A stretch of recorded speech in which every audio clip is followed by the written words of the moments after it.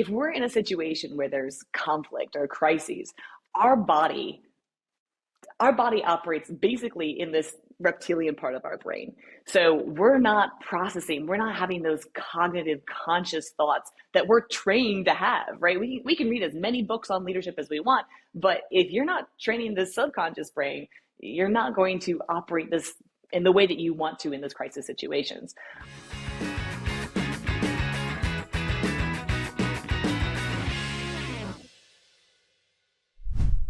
The concept of emotional intelligence, or EQ, isn't new.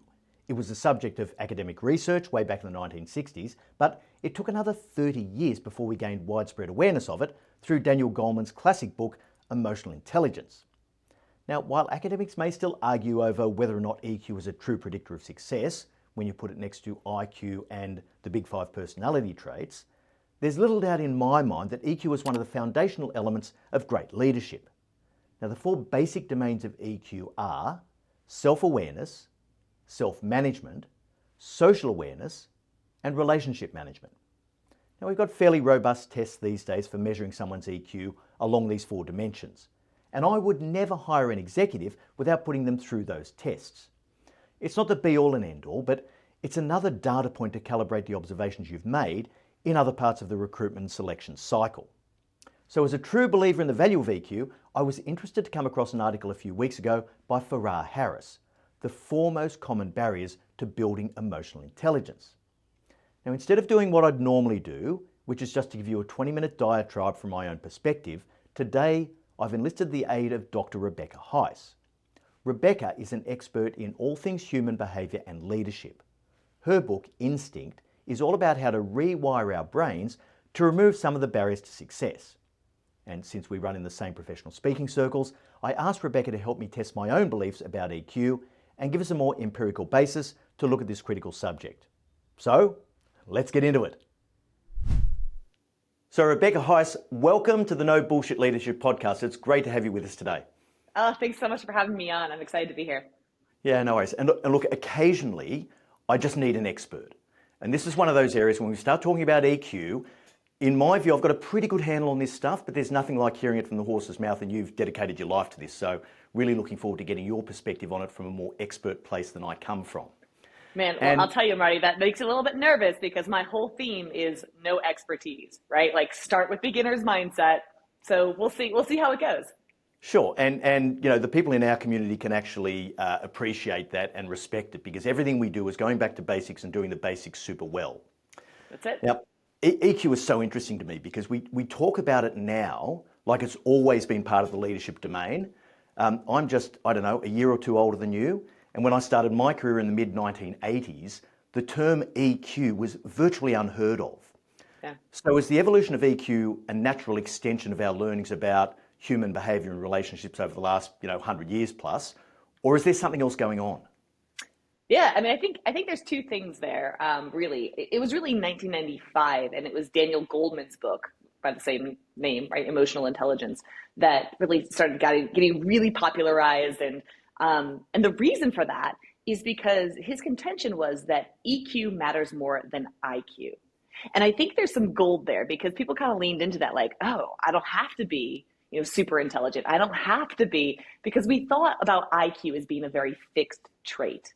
And EQ gives us this wiggle room to say, oh, well, maybe I can grow as a leader if I just focus on these things. And so I think it was a really appealing concept, and it's kind of taken off. And the second reason that I think we're talking more about EQ is, not to get too controversial off the bat, but I think we really started to explore EQ as a result of women moving into positions of leadership and power. So, the 80s, 90s, you start to see more and more women in these areas. And talking about leadership from an emotional or relational perspective is a lot more readily acceptable for women in society than it maybe is for men still.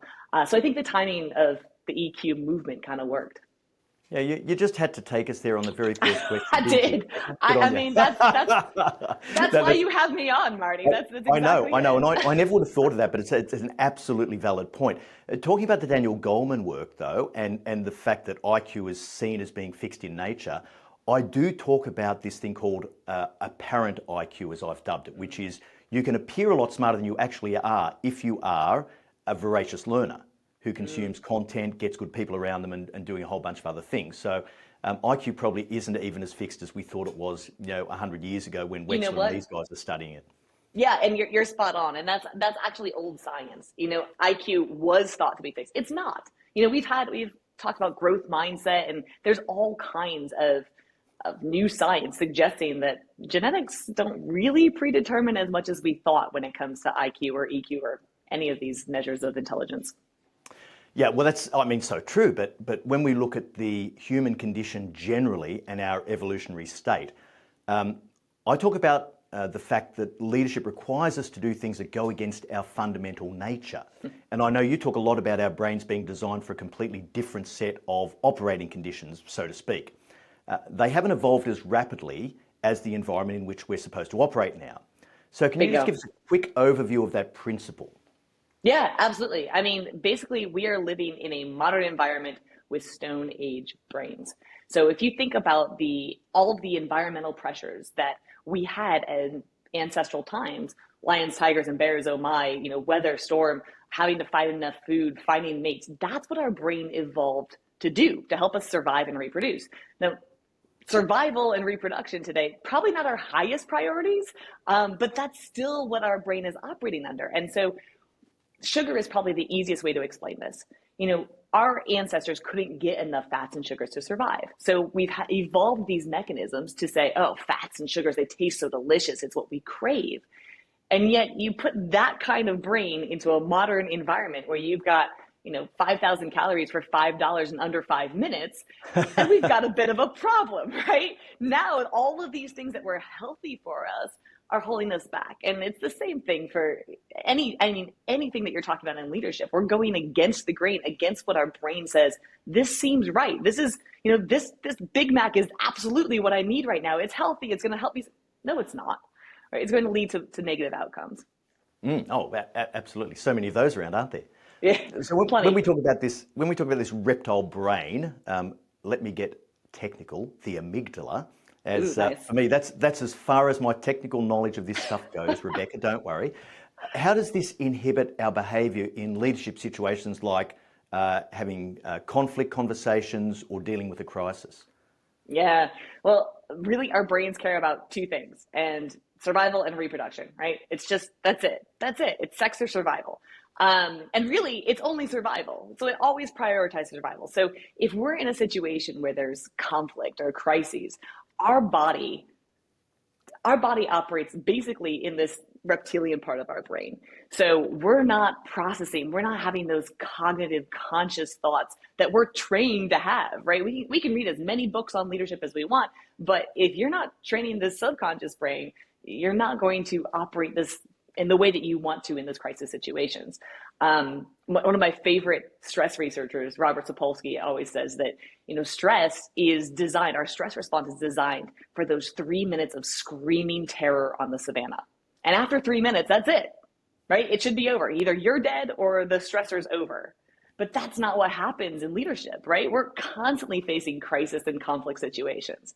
So what our body is doing is actually acting against us in those moments. It's telling us to fight, to flee the situation, to freeze, to procrastinate, to not make decisions. And so we have a lot of work to do to override all of these protective reptilian responses to stress, to conflict. I find this incredibly interesting, Rebecca, because in my corporate career, I learned that I couldn't stop the initial reaction. That is, it's autonomic, it comes from an instinctive place, and I couldn't stop that, but I could recognize it and really quickly shift myself and my own thinking into the conscious realm. And so I developed, a few tools for that over the years, which I now teach. And I think that in itself is really, really satisfying and comforting to know that regardless of how difficult or stressful the stimulus is, there is a way to trap it and react to it consciously before it becomes a problem in your thinking and demeanor. What do you think about that? That's huge, Marty. What you're talking about is the gap, right, between the stimulus and the response. And we can't necessarily stop the reaction. Our body is going to have a physical reaction. The adrenaline is going to go, your cortisol is going to be released. But what you do with it, that's our choice. And that is such a powerful lesson for every leader to learn, right? Your body may be telling you something and it may be very natural for you to react in a particular way, but that doesn't mean you have to. And your training, I'm sure, is going to be phenomenal for, for helping us get to that gap, that space, increasing that space between reaction and response. Well, that's awesome, because at least it tells me there's an empirical basis for my anecdotal responses to how I do these things. This is awesome. But I love that. Yeah, I love it. It's absolutely. actually backed I by, can send you all the literature. Yeah, I'm absolutely. going to put a new stamp on my content, backed by science, signed Rebecca Heiss. Thank you. I'll do it. Done. Sold. Now, I've often said that a leader should have boundless empathy. Now, this is based on the concept that empathy is purely about the ability to see the world through someone else's eyes. And I think there's a subtle but very important distinction in my head between empathy and sympathy. And in case anyone's wondering, sympathy is not a good thing in leadership. So first of all, how do you see the relationship between EQ and empathy? Yeah, first of all, can I just touch on the empathy and the sympathy piece? Because if you haven't watched it, there's an excellent Brene Brown short where basically sympathy is like, oh, something's going wrong here, have a sandwich, right? It's not fixing the problem. But back to your question on relationship between EQ and empathy. I think there's almost a direct correlation, right? EQ really requires an added element though, where empathy is the ability to understand how others are feeling, which is critical. EQ involves more than just being able to recognize it. It's actually responding to. So controlling your own response and helping others understand and control their responses to their emotions. So EQ kind of takes it one step further. Right, okay, I get that. That's really good. So I guess the question, please feel free to contradict me, is there such a thing as too much empathy? So I think there is. I love your concept of boundless empathy because I do think the world could use a lot more empathy. But I would draw the line there because there is kind of we'd say that as a condition, right, of hyper empathy or an empathic, as we sometimes refer to these people, where their feelings actually become entangled with other people's feelings. And so they're continuously mirroring back to others what the other person is feeling. So that can really lead you to not make great decisions as a leader. I think we can all think about situations where as leaders, we've made a decision, a really tough decision for someone at the time when they weren't capable of making that decision for themselves. And if we had just boundless empathy, we might get into their feelings and say, oh, well, this is really, they're gonna be hurt by my decision to terminate them at this point. Even if termination really is the best course of action for that person, they might not be able to see it at that moment. So, I mean, having boundless levels of empathy, I want to push back just a touch on that because, again, empathy, very helpful, but only to a point. If we're getting caught in those continuous loops of just recognizing other people's feelings, it can become a problem. Right, okay, yeah, I couldn't agree more with that. We're probably down to semantics, I think, Rebecca, because what I say is empathy in the hands of a strong leader is incredibly powerful. It's like rocket fuel because a strong leader will make those decisions that need to be made with the understanding of where the other person is. And when you talk about that entanglement and enmeshment of your feelings and the other person's feelings and that understanding, that's what I call sympathy. So we're sort of talking semantics. Okay, very good.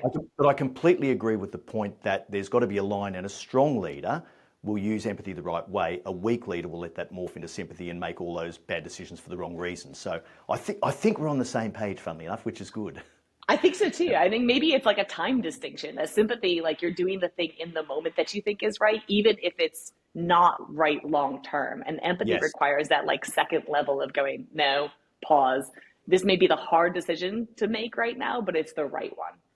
That's a fantastic point. The impact of time on the way you respond to those emotional stimuli. Yeah, fantastic. I love that.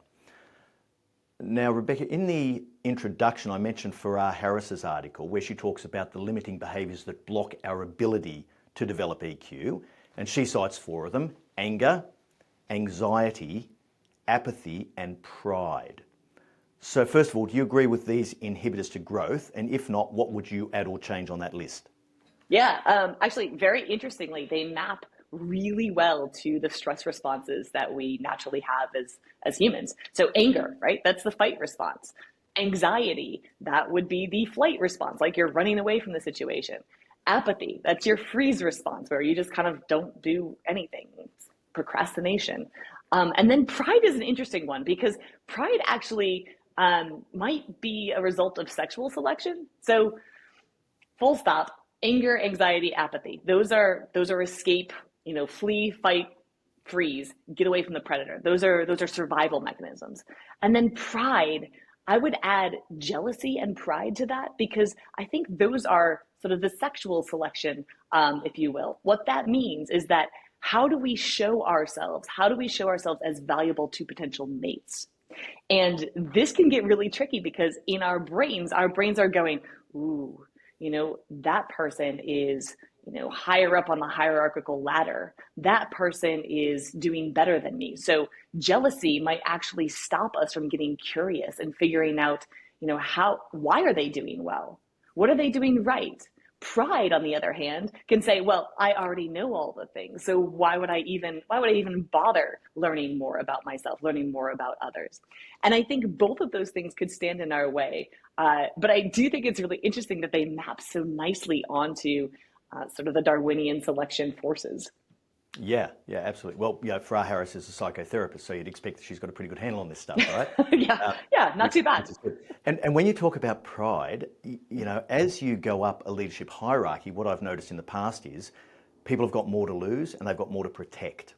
And so quite often you'll see leaders at very high levels in large organisations who have survived on becoming more and more closed off and more prideful in a way that I call believing your own bullshit. So have you noticed that type of correlation? Yeah, and I actually think the scary bit there is the more you believe your own bullshit, the more armored you become and the more defensive you become, right? And it gets harder and harder because it's heavier and heavier to remove that armor and actually see through it. I absolutely see that correlation, and it becomes scarier and scarier because as you move up that ladder, you have to some degree, believe that you belong there. And Sure. I think for so many of us, we get trapped in these imposter thoughts, right? Rather than recognizing, listen, everybody feels like they don't belong. Everybody feels a little bit like they don't deserve that promotion. Everybody feels like they might fail. Everybody feels those things at some point. And even the people at the very top are feeling that. So the best leaders, as I see it, aren't layering up that armor. They're actually the ones that are often the most ambiguous about, like, I don't know, what do you think is the best step? I don't know, and really getting curious in that. But yeah, I unfortunately do see that trend a lot. Yeah, right. Well, look, I talked a lot about leaders about the need to do the hard work of leadership, the things that are the most important to be done because they're right, because they're necessary, and because they're best overall. We're programmed to seek affiliation and acceptance. So I talk about the need for leaders to adopt this mantra of respect before popularity. Do you think you can ever fully overcome this need to be liked? Or is it going to be a constant counterforce that pulls you back from doing the hard work of leadership when it's necessary? What a great question. I want to question actually if you ever really fully want to overcome the need to be liked, right? Those people tend to be sociopaths. There's a reason that I'm just saying it's true, right? Right. There's a reason that we've evolved to need or really desire the wanting to be liked. Right. Well, thanks for coming on the show, Dr. Rebecca Heiss. Now listen. I agree with your premise, right? I think leaders have to be comfortable with rejection. They have to be comfortable not being liked because they're there to make the tough decisions. However, I think that stress, that feeling that we have when we experience this, like, oh gosh, they're not going to like me. I think that's a good thing because stress is there as a signal. It's hard because it should be. So it's a good checkpoint, I think, right? If you're super comfortable not being liked all the time, there's a problem on the other side as well. So can you overcome your feeling? Yeah. Do you want to? No, but I think having a very nice balance of recognizing this is hard, checking myself and saying it's still the right decision is probably the most powerful situation to sit in. Right. Okay. Now, interesting. Let me just flip this a little bit because you and I have pretty strong social media profiles, right? Yeah, true. And I've said to Emma, you're not successful until you get trolled. Because if you haven't been trolled, you're not trying hard enough, you're not pushing the boundaries, and you're not finding enough people, because surely some people aren't going to like what you're saying. And so I find that in the last 5 years, I've become even less interested in what people think about me, because for me, maybe it's just a factor of age, but for me, I look at it and I go, well, okay, some people, I'm not for everyone, I know that, and that's fine. And it just doesn't faze me at all. I'm so relaxed about it. And when I get trolled, I'll go straight onto the, text or, DM with Emma and just say, hey, look, we got another one, woohoo, right on track. I think there's great power there. I absolutely do. Because to your point, like, you're not saying anything. You're just contributing to noise. If everybody's like, yay, I like it, yay, this is great, right? It's just more noise out there. If you're not saying anything, then you're not going to get any pushback. So I do think that's a great measure. And I think it's an incredibly powerful space to be leading from that authentic space that says, yeah, screw it, I'm not for everybody. Here's what I think, though. And my challenge would be, yes, and read the trolls' messages, because every now and then there might be a point that you're like, I hadn't considered that. Most of the time it's going to be garbage, but every now and then you're like, interesting perspective. And at least you get to understand how their psychology works. Totally. I tell you what, though, I do draw the line at people dissing the jackets I wear. Okay, that's where I draw the line. Who would do that? There's everything no else way. I'm fine with. I know. Okay, listen. If anybody has any complaints, just keep them to yourself. This is my favorite jacket, so Totally. I wore it for y'all. Rebecca, I've said in the past that resilience is one of the easier leadership competencies to build. Now, let me explain. The reason I say that is because you don't have to go looking for opportunities. There are a whole lot of other things you can avoid, but you can't avoid the sorts of, stresses, obstacles, setbacks, disappointments that you get just in life in general and in your career. So add to this the fact that there are some fairly simple tools you can deploy to build resilience, and I see it as a learnable skill. What do you see as the most difficult situations that leaders need to overcome, bearing this in mind? Wow. The most difficult situations that leaders have to overcome, I think often it's themselves, right? It's their own imposter thoughts. It's their brains that say that build that resistance, that say, "Ooh, stress is bad, avoid it." Look, I'm all about lean into the stress. That's a good signal. So often, you're talking about building resilience, and it's my strong belief that every stressful moment is an opportunity to either build yourself or betray yourself. And the easy route is always to betray yourself. And your brain is programmed to say, go the easy route, save the calories, buy the burger, do the simple thing. But usually that simple thing is not the right thing. So to me, I think the biggest obstacle is ourselves, is learning those patterns of behavior that we have that pull us into the simple route that isn't always the right one. So we tend to betray ourselves rather than build ourselves in those moments. Yeah, and I love that expression, the opportunity to build or betray. I think that's fantastic. Thanks. And in fact, that's probably going to be next week's podcast episode. Good. I'll be back. That's an absolute cracker. That's really good. Thank you for that. Thank you. Appreciate it. When we talk about the basic demeanour of a leader, we all get to choose the way we turn up each day. And I think that pragmatic optimism and gratitude are readily evident in pretty much every great leader I've ever seen, even though I haven't come into contact with too many really great leaders. Are gratitude and optimism outcomes of a high EQ, or are they prerequisites to developing a high EQ? Yes, and I think, these are all practice skills. So one feeds into the other, but all of the research, at least on happiness, often we look at people and they're happy and they're like, oh, well, they're happy because they've got that yacht and they have this success. And all the research will suggest, actually, it's the opposite. So happiness precedes success.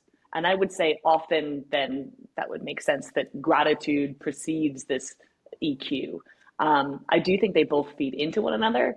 But yeah, I think starting with optimism, starting with gratitude does help in the development of all of those other skills. Right. And then did I understand that correctly? It's sort of like a virtuous circle that just keeps feeding in a cycle as you get more grateful, have more optimism, and then get the success from leadership? So this is the wild thing, right? The way our brains operate, we really do create our realities more than we recognize. So the more we're looking for gratitude, the more we're looking for things going well, the more we'll see it. And we say in neurobiology that neurons that fire together wire together. So those neurons begin to fire together, like, oh, gratitude, success, yay, these things are going right. And then that literally wires a different pathway in our brain that allows us to see that more frequently. And now we Right. start to see it more frequently. And suddenly that becomes our reality. So yeah, it is this virtuous cycle. And the more you look for it, the more you'll find it. The more you find it, the more easily it is you look for it. Right. So is this aligned with the concept of neuroplasticity, or is that something slightly different? Yes, and so neuroplasticity. I'm getting a lot of yes ands No, today. no, This is it's awesome. great. It's great. Neuroplasticity is sort of a broader concept. Yes, you can change your brain, right? That's the coolest thing. So the easiest demonstration of neuroplasticity is simply this: like, do you remember the first time you drove a car? Yes. Yeah, and your hands are probably 10 and 2, and you're like, oh my gosh, there are street signs and pedestrians and things are every. Dude, today you drove with one hand on the wheel, leaned back, listening to your own podcast, right? Talking on your cell phone. You're not even paying attention. That's incredible, because what that means is that you've literally trained the cells in your brain to recognize and respond to this constantly changing task, driving, without your conscious awareness.